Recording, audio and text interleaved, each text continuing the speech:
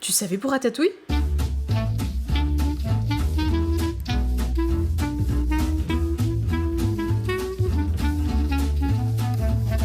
Déjà à la base, Ratatouille devait pas s'appeler comme ça. Ils avaient 4 pages pleines de noms potentiels comme Chef Rémi, Petit Rémi, un rat en cuisine avec un K et un Z, ou encore The Cutest Little Chef in France. Oui. Mais au final, Jumping Canva a pris le plus compliqué à prononcer, tellement compliqué que la phonétique est écrite sur les affiches à l'international. Jumping Canva qui est à l'origine de l'histoire, et qui a simplement eu l'idée pendant qu'il cuisinait avec sa femme. Parti de là, il a commencé à faire des dessins et des esquisses chez Pixar. Les esquisses aux excuses de chez Pixar, jusqu'à se retrouver dans une impasse et à appeler Brad Bird, le réalisateur du film, qui a remanié pas mal de choses, notamment dans l'histoire, comme par exemple tuer Gusto, donner des rôles plus importants à Skinner et Colette, et ressusciter la scène du plongeon de Rémi par le plafond de la cuisine, qui est quand même l'une des scènes les plus iconiques du film, et qui a entre autres été gardée parce qu'elle permettait de rendre le petit rat et Rémi propre aux yeux du public, en plus d'avoir une chute en douceur dans l'eau de l'évier. Ce qui malgré tout a pas été si facile à faire, parce que le mouvement de l'eau en CG, c'est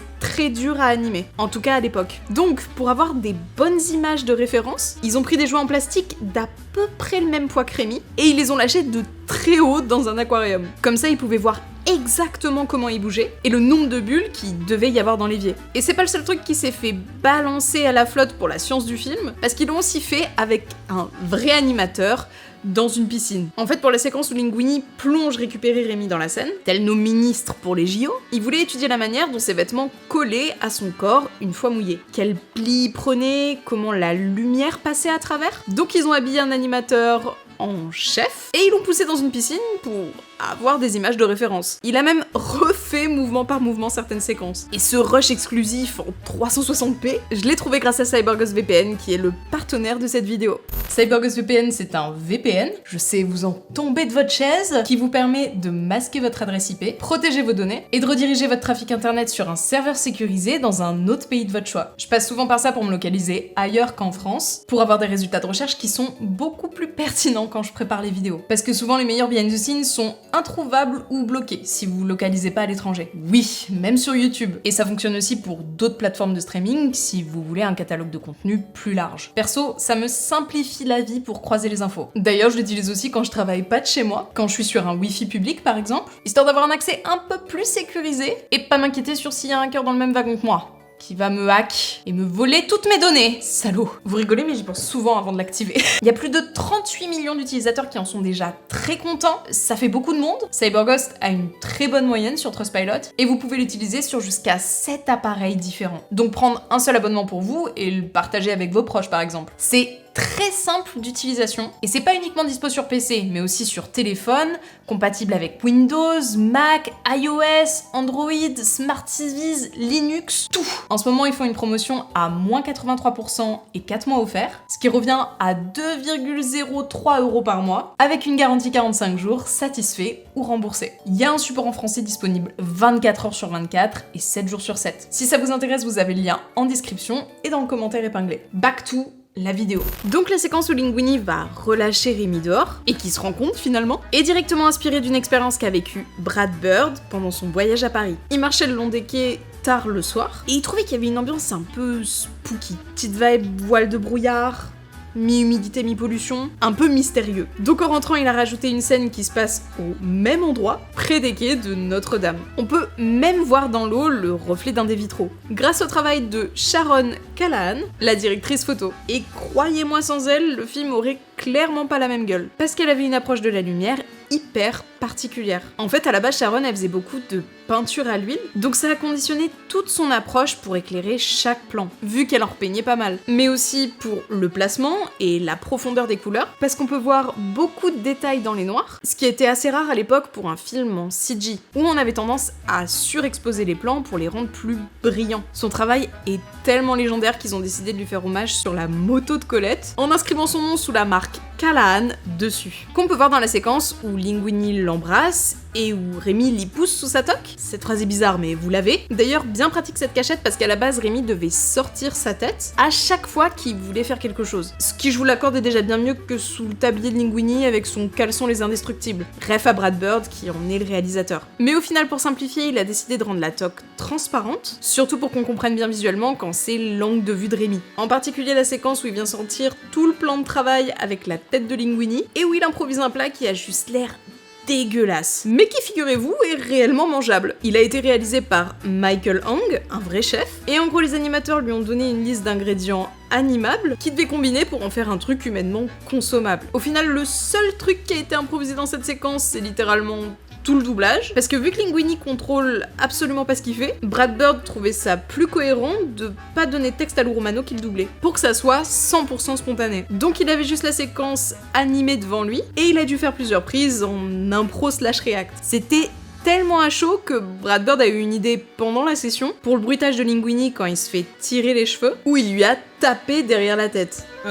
Lou Romano, qui à la base était production designer pour Les Indestructibles, et qui a juste fait un essai-voix pour une séquence test, pour au final se retrouver casté sur le rôle. L'animation de Linguini là-dessus, elle était tout aussi chaotique. Toutes leurs images de référence sont dans des positions absurde, parce que l'idée c'était de montrer la perte de contrôle, donc les mouvements devaient pas avoir l'air millimétrés, alors que c'est de l'animation, ça l'est forcément. Du coup, pour donner cette impression, ils ont joué sur les angles de caméra, ils avaient 5 ou 6 positions virtuelles, et ce qui est super malin, c'est qu'ils ont fait comme si le caméraman réagissait en live à ce qui se passait, et était tout aussi perdu que Linguini. Et justement, les angles de prise de vue, c'est un truc qui rend Ratatouille unique, parce qu'on en a aussi un spécifique à Rémi, donc en subjectif, au niveau du sol, comme s'il avait un caméraman dédié. C'est un angle de vue tellement précis qu'ils l'ont appelé la Tiny Rad View. Et c'est ce qui les a aussi conditionnés dans leurs photos de recherche, en particulier quand ils sont tous partis en voyage à Paris. Clairement, c'est pas des photos que vous trouverez sur Google Images si vous êtes pas sur le terrain. On parle de vieux mégots au sol,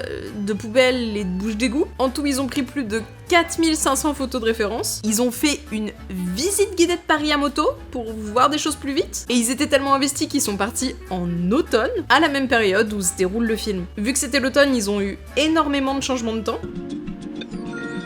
dont beaucoup de nuages, et le fait de visiter la ville à cette saison-là, ça a vraiment déteint sur leur vision de la lumière et de l'architecture, notamment sur les textures. Ça peut paraître hyper basique pour nous français, mais ce qui les a le plus marqués dans leur recherche, c'est de voir des murs en calcaire et en plâtre qui couvrent des pierres d'origine, et les toits en étain. Ça forme un tout, mine de rien, assez homogène et artisanal, qui fait que si un seul truc dénote sur une façade, on le remarque tout de suite. Comme l'aventure des exterminateurs, qui est inspirée d'un vrai lieu à Paris, la boutique Eau Rouge dans la rue des Halles dans le premier, avec des rats de 1920 qui pendent dans la vitrine. J'irai pas vous faire des images de terrain pour des raisons évidentes. Tout ce que je peux vous dire, c'est qu'ils ont 4,5 étoiles sur Google. Bravo à eux. Ou bien le restaurant de Gusto, qui apparemment représente la plus grosse pollution lumineuse de Paris. Je vous raconte pas le nombre de papillons de nuit qu'il doit y avoir grillés dedans. Et où pour l'intérieur, ils sont inspirés de l'ambiance des opéras qu'ils avaient visités. Avec beaucoup de velours, de moulures, de classe, de calme, en contraste avec les cuisines françaises qui leur ont ouvert leurs portes, bien dures et bruyantes. Mais la cuisine qui a été la plus formatrice pour eux, ça a été celle de The French Laundry, un restaurant français très coté aux US, où ils ont dû apprendre comment ils communiquaient, comment ils s'organisaient, en les filmant des soirées entières en cuisine, sur place. Au fur et à mesure, ils ont marqué que dans le rush, il y avait une sorte de chorégraphie qui se mettait en place, et que surtout toutes les parties travaillaient leurs plats à la cuillère. C'était vraiment leur ustensile de prédilection. Donc sur leur plan de travail, ils avaient un bac en acier inoxydable, dans lequel il est trempé dans de l'eau chaude, puis il est tapoté sur un petit linge avant de dresser l'assiette. J'imagine mon oncle qui est chef cuisinier qui est en train de se dire « Mais Clara, c'est extrêmement basique ce que tu racontes ?» En attendant, s'il l'avait jamais vu en pratique, il l'aurait jamais mis dans le film. Comme pour les textures des différents ustensiles, notamment les marmites, sur lesquelles vous pouvez voir des rayures et des éraflures qu'ils avaient observées en vrai. Pareil pour les cuisiniers, qui au restaurant avaient tous des brûlures, des cicatrices de couteau, et qu'ils ont aussi intégré sur les personnages. Mais ironiquement, le truc le plus dur à modéliser, c'était la nourriture. C'était super compliqué de la rendre appétissante. Ça semble être un peu la base quand on fait un film sur la cuisine, mais en fait, quand le plan des dessins était rentré dans le modélisateur, le résultat semblait toujours hyper mécanique. Et à l'époque, c'était très compliqué de rendre réaliste une synthèse d'images en animation 3D sur quelque chose d'organique. Ce qui fait que ça leur a créé une déformation professionnelle de fou, parce qu'à chaque déjeuner, ils pouvaient pas s'empêcher de regarder leur plat sous toutes les coutures, et de grignoter des aliments pour tester la texture avant de vraiment manger. Et d'ailleurs, tous les plats qu'on voit dans le film ont réellement été préparés dans les cuisines de Pixar, par Michael Warsh, qui de base est pas chef de cuisine du tout, mais responsable des agencements et décors sur le film. Pour chaque recette, il prenait des photos sous tous les angles, de tous les ingrédients, toutes les étapes, et bien sûr le plat fini. Grâce à ça, ils ont pu générer 270 aliments, et ce qui les a sauvés pour que ça ait l'air mangeable, c'est le département ombre et lumière. Parce qu'en travaillant la translucidité des aliments, il les rendait plus réels et moins rigides à l'image. Et même si Michael Warsh était un très bon cuisinier, on n'en doute pas un instant, ils se sont vite rendus compte que la ratatouille, c'était pas le plat le plus visuellement appétissant. Ils ont fait travailler plusieurs autres vrais chefs dessus, pardon Michael, mais à chaque fois elle avait l'air trop rustique. Donc ils ont fini par demander à Thomas Keller, qui dirige The French Laundry, où ils passaient tout leur temps, ce qu'il en pensait, et il leur en a dessiné une version, puis cuisiné une sur mesure pour le film. Il a revu toutes ses recettes de base pour en faire une version avec des fines lamelles,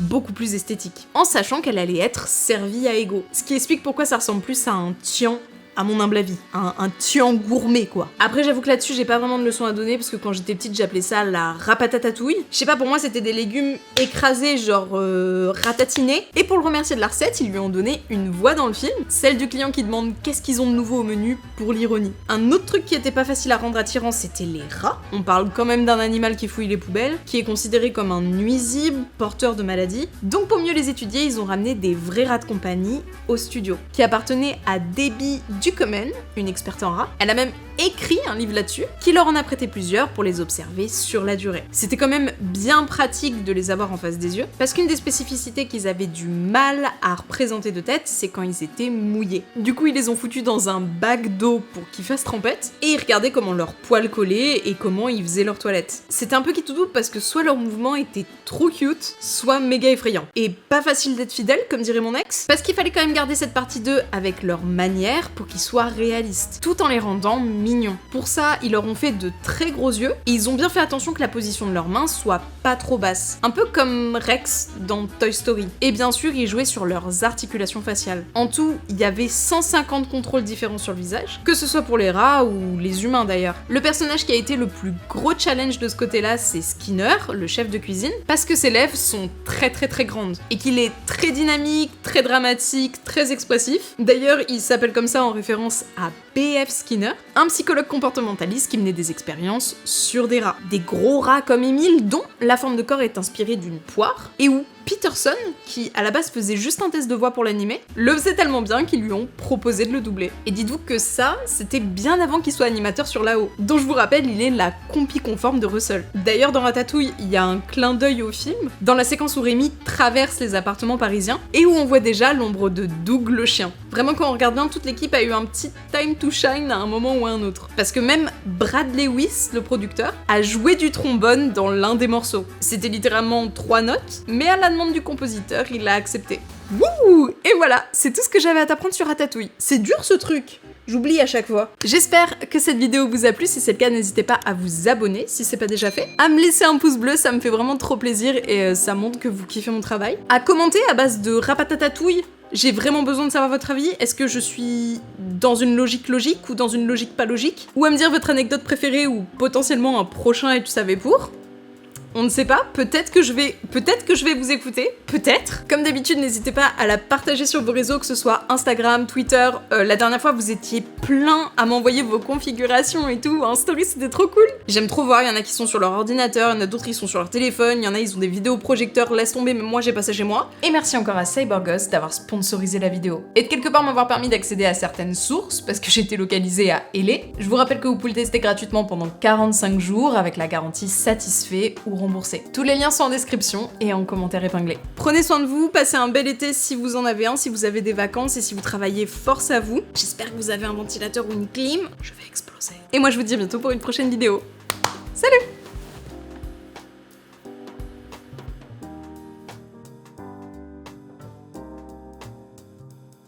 Rapatatatouille, le film. Ratatouille, ratatouille, ratatouille.